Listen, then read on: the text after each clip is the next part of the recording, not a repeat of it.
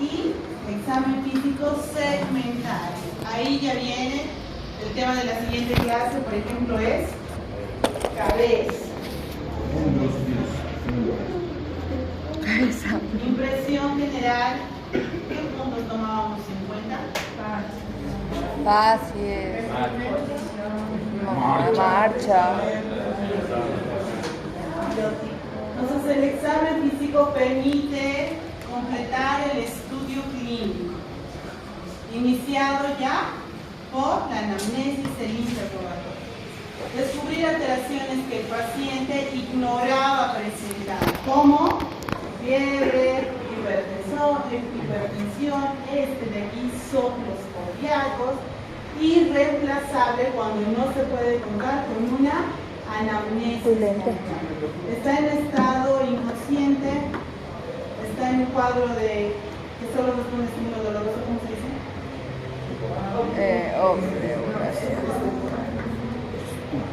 No tienes ningún dato ahí, pues tienes que hacer un buen examen físico, ¿sí? De arriba hacia abajo, incluido impresión general. Entonces, estos procedimientos básicos, ¿cuáles son? Inspección, palpación, percusión, auscultación y también alguna literatura menciona olfación. Preparación para examinar. Entonces, lo importante será, uno, cuidar ¿qué? El pudor del paciente. ¿Qué es pudor? La vergüenza. La vergüenza, privacidad, la integridad de ese paciente, ¿sí? Desde todos los aspectos. Desde el inicio, desde explicarle todo lo que va a pasar ahí. Si vino por un examen, tiene alguna lesión, algún dolor en mama, pues tendrás que explicarle todo, ¿verdad? Y después tendrás que hacer una palpación a nivel de esas mamas y tendrás que explicarle qué vas a hacer, por qué estás tocando sus mamas, ¿verdad? De igual manera la ropa es muy importante. Si se va a quitar la ropa, no empieces a quitársela de cabeza, desde aquí, desde la blusa, pantalón, y aparece así en la cama todo sin ropa. No, va por segmentos. Será revisión de todas las que se quitará primero. Le pides por favor vuelva a ponerse y ya también se quite lo de abajo, vuelva y así. Eso es respetar. Si está un varón principalmente, si se siente incómoda, más si van, por ejemplo, cuando van al ginecólogo, ¿verdad? Puede ingresar mamá, puede ingresar mi hermana, mi amiga, no hay nadie, estoy sola, puede ingresar la enfermera, la auxiliar, la licenciada. ¿Sí? Puedo pedir, el médico tiene que decir, ¿estás cómodo? No, es importante. Que el área esté iluminada, que esté limpia.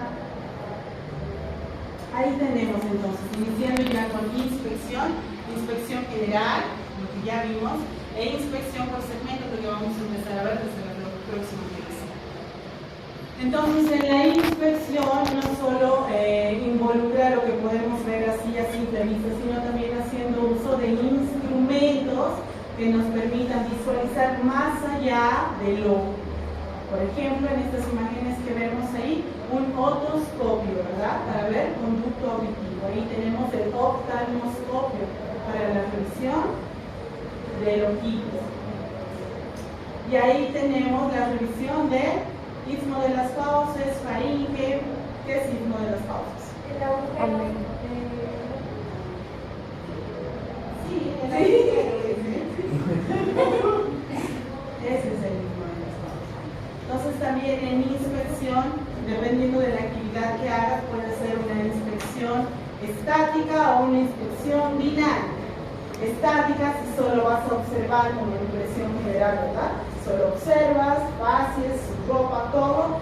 Y una dinámica. ¿Por qué dinámica? Porque le pides que haga algún movimiento. Si estás en mamas, quieres ver más allá, por favor los brazos tras la nuca. Entonces ya hacen movimientos y como ahí puedes buscar otras características que estés buscando. Si ponen las manos a la nuca, pues algún nódulo, alguna lesión que hay ahí va a ser más visible. ¿Sí? Entonces estática, dinámica. Palpación. Apreciación manual de qué. ¿Cómo inicia la palpación? Siempre superficial, buscando principalmente la sensibilidad. Y si hablamos de sensibilidad, hablamos de dolor. Con las manos también solo se puede sentir la temperatura. Si encuentras algo en esa palpación que estás realizando, pues tienes que describir como vimos en piel, ¿verdad? Todas las características de eso que estás palpando. Y movimientos de la región explorada. Movimientos como cuáles, solo palpando puedes sentir las vibraciones vocales, los movimientos respiratorios, expansibilidad, elasticidad. La palpación no solo, al igual que la inspección, se hace en el tegumento, en la superficie visible, sino también con uno o dos dedos, como se ven en estas imágenes. ¿Esto qué es? Rectal. ¿Qué se llama?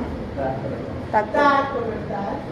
Tacto vaginal. Tacto vaginal. Tú no ves, pero vas a palpar y vas a sentir. ¿Sí? Esta, como ven en las imágenes, puede ser monomanual, obviamente una mano, bimanual, dos manos, puede ser también una mano para una palpación más profunda como en esta imagen y la otra encima de eso, ¿sí? Para una palpación más profunda sobrepuesta. Entonces aquí tenemos una superficial, aquí más profunda. En cuanto a la temperatura, evaluarse en la frente, en el tronco, claro que no te va a dar, es decir, solo sientes la temperatura, ¿verdad? No sabes cuándo está, en qué valor, cuántos grados está, solo la sensibilidad de eso. Por eso ahí dice corroborarse con el termómetro para ver cuánto está. Si encuentras algo, pues tienes que describir la forma, tamaño, consistencia, ¿qué más? El diámetro, cuánto se encuentran ahí, si es plano o no, si es depresible o no, si está adherido a planos más profundos o no. Y ahí tenemos dos movimientos, principalmente en palpación profunda, que es la de deslizamiento en la superficie de zigzag, sentir algo ahí, y la otra que es la de tanteo. Si encuentras algo ahí, digamos en mama, pues tanteo a qué se refiere, que lo mueves, ¿verdad? Vertical, horizontal, y así haces un movimiento de tanteo, de peloteo, buscando las características que ya mencionamos en el video. Y aquí tenemos los movimientos que les di, vibraciones, movimientos respiratorios y latidos, que también los sentimos, ¿verdad? Con la palpación, incluso solo el pulso. Percusión. Y en percusión, principalmente tres básicos que después de saber y conocer, reconocer esos básicos, vienen los otros dos.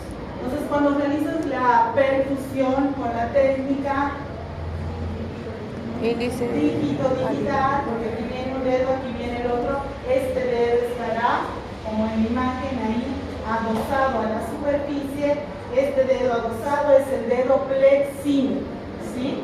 Y este dedo será el dedo percutor, el que va a hacer el golpe. Y por ende, después de realizar un golpe, va a haber un sonido, ¿sí? Y esos sonidos, tenemos 5. Los principales 3 son matidez, timpanismo y sonoridad. Matidez, ¿dónde se presenta? En órganos macizos. Por ejemplo, hígado, músculo,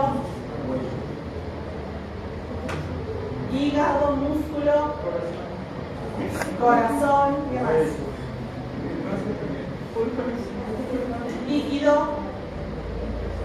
Líquido también, ¿sí? Por eso el corazón es un órgano hueco, ¿verdad? Pero tiene constante flujo de sangre y la sangre es y lo líquido te da matidez. Y hay características, solo de matidez, entonces es el que tiene una escasa intensidad, pero tiene un tono alto y duración breve. Ahí dice sobre órganos macizos y los ejemplos que dimos.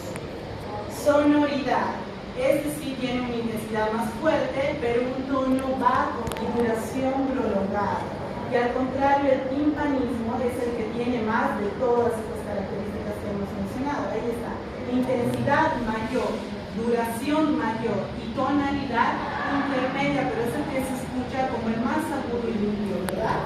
Está sobre órganos huecos, que tienen un contenido ahí de aire, pero que no está en movimiento. Por ejemplo, ¿qué órganos huecos? Estómago, intestino. Estómago, intestino. El ejemplo que les di, si está con un cuadro de gastritis, hay una distinción posterior a la ingesta de alimentos, ¿verdad? Se distiende, se llena de gases, hay un ventorismo. Ahí haces una percusión y ese timpanismo va a estar bien clarito, marcado, porque ahí hay un contenido de aire, pero estancado, sin movimiento, a diferencia de sonoridad que se puede escuchar a nivel de dónde? De los pulmones, pero es un aire que ingresa y sale, porque constantemente estamos inhalando, exhalando, ¿sí? Es un movimiento de aire dinámico. Y ahí tenemos las otras dos, submatidez e hipersonoridad. Aunque submatidez viene de matidez, ¿verdad? Y es propio del hígado, también en algunos casos se puede presentar en espacios pulmonares donde no hay gran cantidad de aire. Y antes de llegar a sonoro, a un cuadro de hipersonoridad, pues se queda ahí como algo que no se puede escuchar bien. Ya eso se llama submatidez. Hipersonoridad en cuadros de síndrome respiratorio principalmente. Si teníamos sonoridad a nivel respiratorio, pues hipersonoridad también se queda ese. ¿Sí? Por ejemplo, en un cuadro de enfisema. Y terminamos con auscultación. Entonces, en auscultación, ¿qué es lo más importante? ¿Qué instrumento vamos a usar de ahora para adelante? Y ahí la auscultación cardiovascular, pulmonar y abdominal, reconociendo principalmente los ruidos normales. ¿Cuáles son el tema? A nivel cardiovascular, los focos cardíacos, donde auscultarás los latidos cardíacos. A nivel abdominal y los ruidos normales, ¿cómo se llama? A nivel pulmonar, muy obscuridad. Ahí tenemos el estetoscopio que ya lo vimos. Y esto es un poco, es importante. El oído humano percibe frecuencias de 16 a 20.000 Hz. Hasta ahí vamos. Todos, con una franja de 400 a 500 Hz. Y los que vamos a empezar a auscultar con el estetoscopio generalmente van por debajo de esto. Y si están por debajo, pues no será fácilmente distinguible, ¿verdad? A menos que empieces a practicar este sentido. Entonces tienes que practicar este sentido y los ruidos normales para poder diferenciar posteriormente los ruidos anormales, porque son de menor rango, ¿sí? Por eso tienes que saber. Bien, con eso, aquí tenemos una más, frecuencias iguales y frecuencias diferentes. Aquí solo una diferencia de sonido y ruido. Aquí en ruidos, por ejemplo, tenemos soplos, sibilancias, chasquidos, frotes y borborismos. Este abdominal, los demás pulmonares. ¿Por qué habrá esa diferenciación de sonido y de ruido? ¿Cómo se escuchan estos ruidos? Es como una mezcla, ¿verdad? De muchos ruidos, sibilancias, por ejemplo, chasquidos, frotes, pleurales. Se siente ahí cómo se está produciendo ese frote, más el roce de las pleuras. Entonces es un conjunto de sonidos no armónicos, y eso hace un ruido, y lo que vamos a escuchar principalmente son ruidos, pocas veces sonidos. Los sonidos son más armoniosos, ¿sí? Así lo que ahora van a empezar principalmente son a diferenciar esos ruidos. Y con eso hemos terminado generalidades. Nos vemos en la siguiente para cabeza.